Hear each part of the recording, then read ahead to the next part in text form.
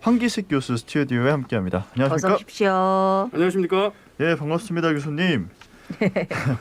자, 첫 번째 소식부터 굉장히 좀 무겁습니다. 신냉전의 그림자가 깊게 드리워져 있는데요. 미국이 분석 결과를 내놨는데 러시아가 우크라이나를 침공하면 중국도 대만을 침공할 가능성이 있다, 이렇게 보고 있네요. 그렇습니다. 지난주에도 우크라이나 사태부터 먼저 말씀드렸는데 예. 이게 좀처럼 해결되지를 않고 있습니다. 동유럽 그 위치한 인구 4천만 국가 우크라이나 이 지금 서방하고 러시아하고의 계속된 협상도 무의로 끝나고 있고 네. 예. 러시아는 지금 국경에 10만 명 병력을 계속해서 좀 늘려갖고 곧 침공 예정이고 미국과 서방 국가는 강력한 경제 제재를 예고하고 있는데 사태 해결이 안 되고 있거든요. 네. 예. 그래서 다양한 분석들이 나오고 있는데 최근에는 이런 충격적인 분석도 나오고 있습니다. 러시아가 우크라이나 곧 침공한다. 그렇다면은 동계올림픽이 끝난 다음에 중국의 움직임도 상당히 지금 눈여겨봐야 된다. 중국도 혹시 대만을 침공하는 거 아닌가. 물론 미국의 분석입니다. 이런 분석도 어느 정도 완전히 무시할 수는 없는 거니까. 그렇죠. 왜 이런 분석이 나오는 건가. 진짜로 이런 전쟁이 벌어지는 건가. 이 설득력이 있는 게요. 네. 지금 보통은 미국과 서방 국가들이 이런 정도로까지 경고를 하면은 전쟁의 가능성은 줄어들어야 되잖아요. 그렇죠. 러시아의 우크라이나 가능성, 침공 가능성도 줄어들어야 되고 혹시나 중국의 대만에 대한 위협도 줄어들어야 되는데 전혀 안 줄어들고 있는 네. 이유를 분석해봐야 되는 게 러시아는 최근에 더 자신만만해 하고 있거든요. 네. 우리 러시아의 국영은행의 제재도 필요 없다.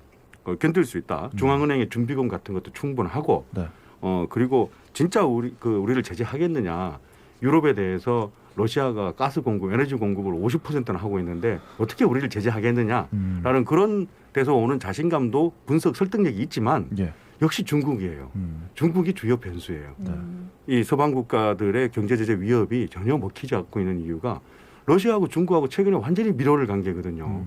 이 경제 협력도 높여가고 있고 교역량도 늘려가고 있고 이번에 베이징 올림픽에 최대 규모의 선수단을 파견하겠다. 라고 예고한 것도 러시아거든요. 그렇죠. 500명 넘게 파견하고 예. 푸틴 대통령이 직접 방문을 해서 정상회담도 벌리고 내가 중국 가서 만두 먹고 오겠다 이런 얘기도 많이 하고 있지 않습니까? 네. 자, 그럼 러시아가 여기에 대해서 중국하고 관계 때문에 자신감을 얻어서 전쟁 준비를 더 잘하고 있다면은 중국도 마찬가지로 러시아하고의 협력을 통해 가지고 지금 아시아 태평양 지역에서 오히려 미국을 견제할 그럴 힘을 얻었다라고 생각하는 것 같습니다. 그래서 미국 입장에서는 이런 시나리오가 제일 가장 최악이죠.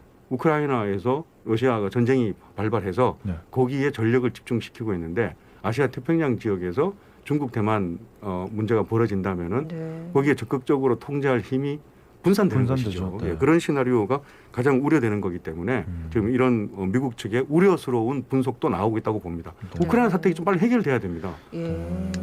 사실 진짜 얼마나 저번에도 말씀드렸지만 이 국민들 얼마나 불안하겠습니까? 지금. 불안하죠. 예. 예.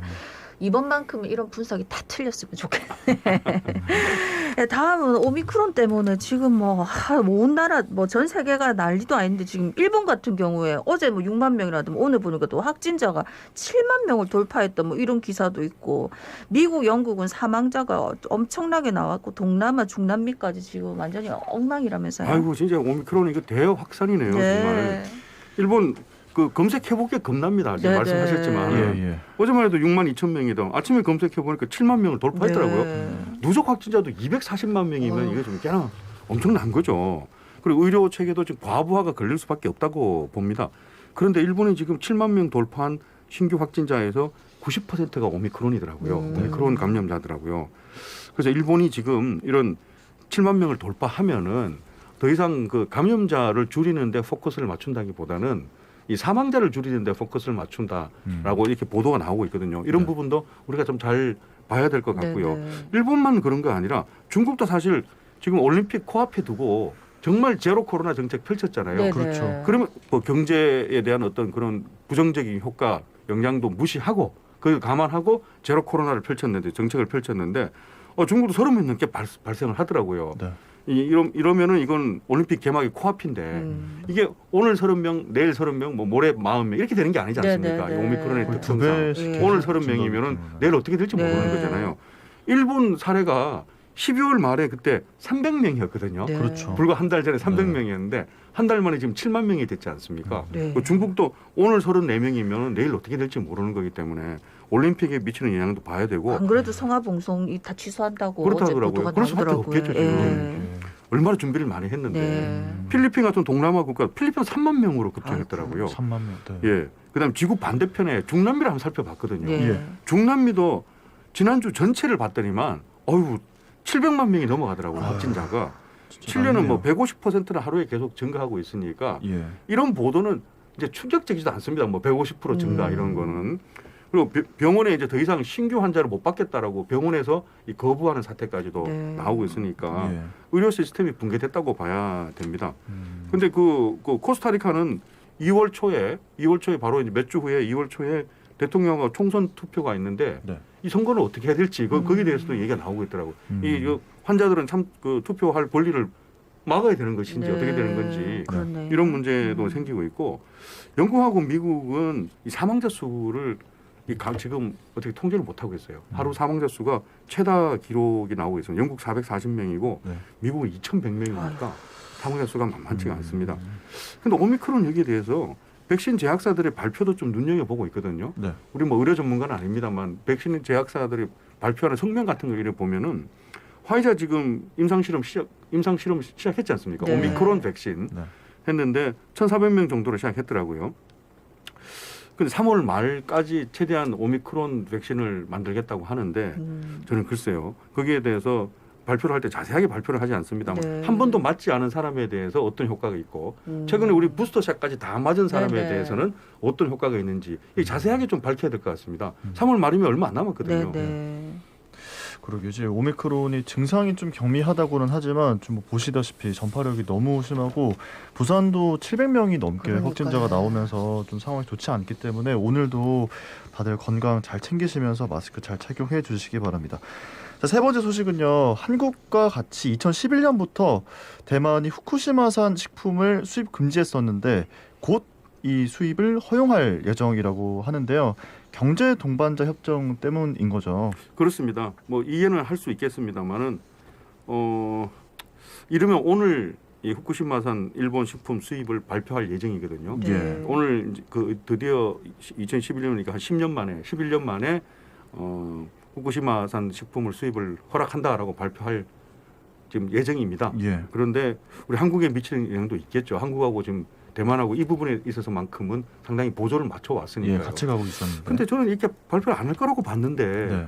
이 결국은 여기 그 발표를 하는 걸 보니까 그만큼 대만이 이 환태평양 경제 동반자 협정 CPTPP라고 합니다. 네. 네. 이거는 이제 일본이 주도하고 있는 큰 FTA예요. 아시아 태평양 국가가 우리 한번 한국하고 중국하고 1대1로 FTA만 하지 말고 네. 한 10개 넘는 국가가 다 합쳐서 FTA를 하자라는 것이 이제 그 포괄적인 CPTPP 협정이거든요. 네. 일본이 주도하고 있습니다. 이게 일본, 캐나다, 호주, 베트남 이런 나라들이 큰 나라들이 다 들어가고 있으니까 네. 여기에 대만이 가입을 하면은 상당히 그 무역이나 경제적인 효과가 있다고 보는 거거든요. 네. 그러면은 이게 왜 그렇게 중요하냐면은 현재 지금 대만 집권당인 민진당하고 차이잉원 총통은 좀 독립 추구하는 성향이지 않습니까? 네. 그럼 가장 첫 번째 조건이 중국으로부터 경제 의존도나 중국하고 경제 교역을 줄이는 것이 첫 번째거든요. 그렇죠. 그러면 여기에 모처럼 생긴 이런 환태평양 경제 동반자 협정 같은 이런 11개 국가가 FTA 하는 여기에 참여를 하는 것이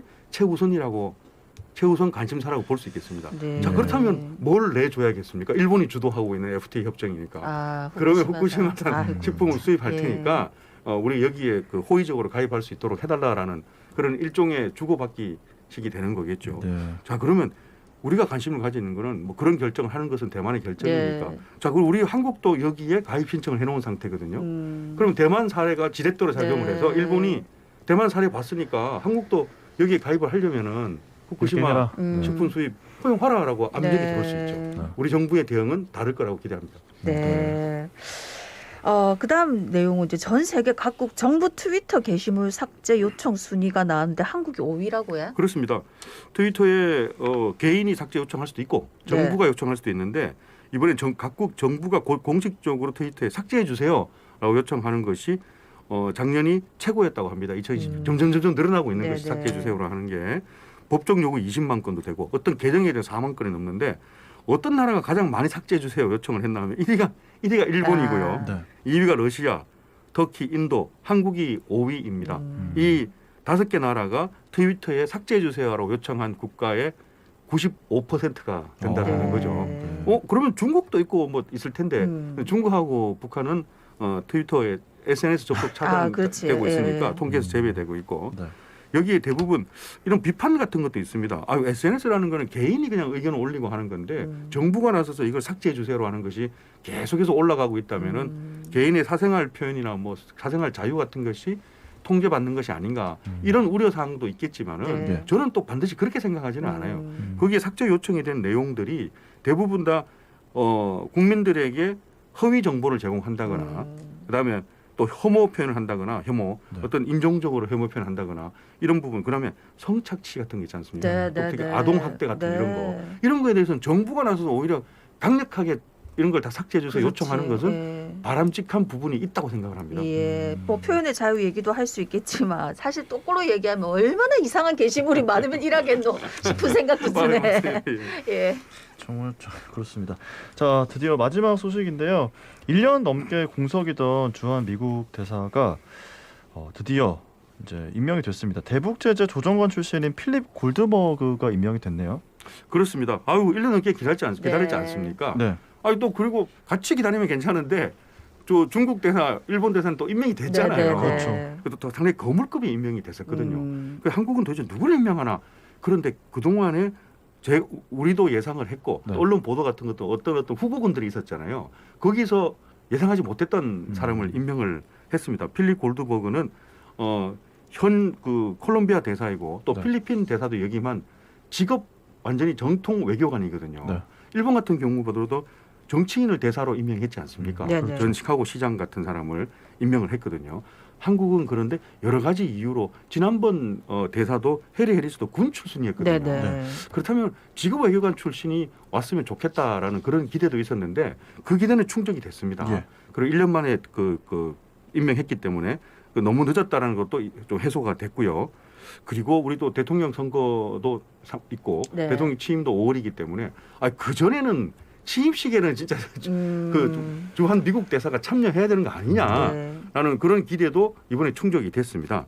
그런데 모든 게 뭐 100% 만족하는 인사가 어디 있겠습니까? 그죠? 네. 근데 우려 사항 같은 것도 네. 이분이 아까 말씀하셨지만은 국무부의 대북 제재 전문가이거든요. 네. 대북 유엔에서 또는 미국에서 대북 제재를 할 때 음. 이것이 강경하게 정확하게 잘 이루어지는가, 주변국들은 여기에 적절하게 참여를 하고 있는가, 이런 데에 대한 전문 외교관 출신이기 때문에 북한에 대해서 던지는 메시지가 있는 거 아닌가 이런 생각도 들고 네. 또 우리 현 정부하고도 그 어떤 유화책이냐 아니면 강경책이냐 이런 거에 대해서도 또 자기만의 칼날을 강하게 드러내고 이러니까 과연 조율이 부드러울 거냐 이런 것도 있고요.